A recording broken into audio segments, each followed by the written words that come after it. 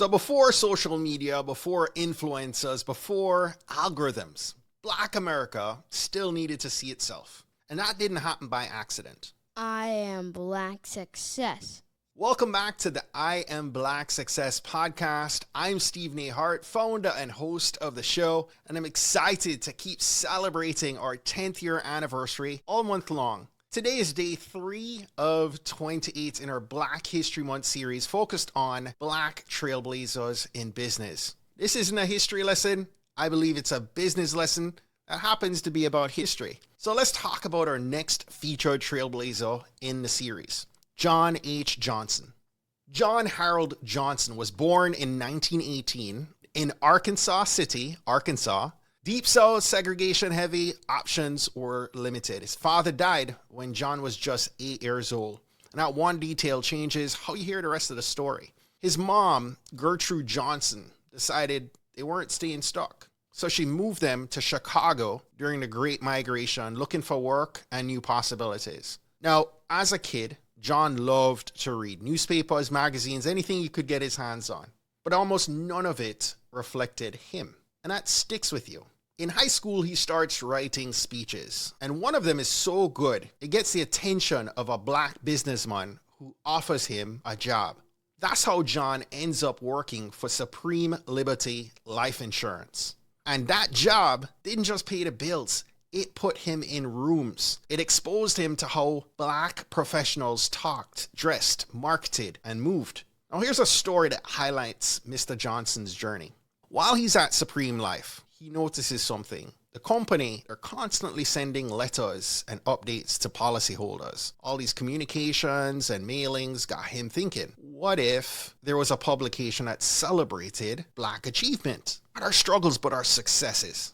And people around him basically said, that will never work. Banks tell him no, so John does something that feels very familiar right now. He writes the plan anyway. And that's something I would definitely do. Then he finds a loan company willing to give him $500, but only if he has collateral. And his mom puts up the living room furniture.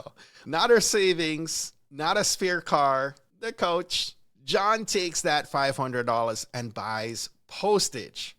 Wait, what? Not to mail a finished magazine? He mails out a prepaid subscription offer. And so when those subscription offers start coming back, that became the proof and also the cash flow. And that is how Negro Digest gets off the ground. He didn't borrow money when he already had a magazine. He borrowed money on belief, on a vision, on a plan that said this should exist. Now let me ask you this. Do you think that was hustle, sheer conviction, or a little bit of both? Tell me below in the comments.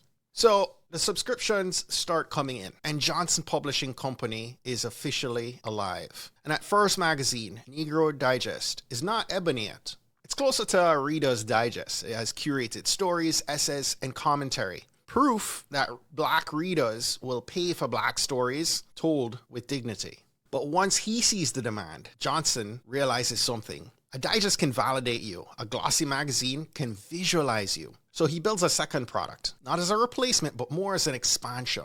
And in 1945, Ebony Magazine launches and it's a full picture. Negro Digest keeps running for years, but Ebony's growth changes the business.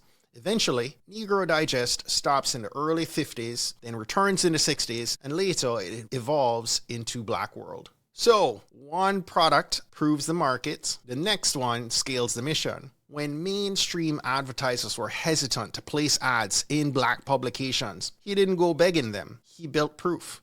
He showed circulation numbers, engagement, and the buying power. And slowly, ad dollars followed. He didn't argue with bias. He outperformed it. That is not just resilience. That's business discipline. So here is today's Mission Fuel lesson that John H. Johnson leaves us. Representation is strategy. He didn't create Ebony because it was nice. He created it because it was necessary. He understood that controlling the narrative also meant controlling the revenue. Look, if you own the mirror, you influence how people see themselves. And if you can influence how people see themselves, you influence markets. John H. Johnson built an institution that shaped Black identity for generations to come. And he did it without waiting for permission, validation, or applause. He saw what was missing and he filled the gap. So John H. Johnson, he reminded me of this. If you don't see yourself reflected, it's not always an accident. Sometimes it becomes an opportunity.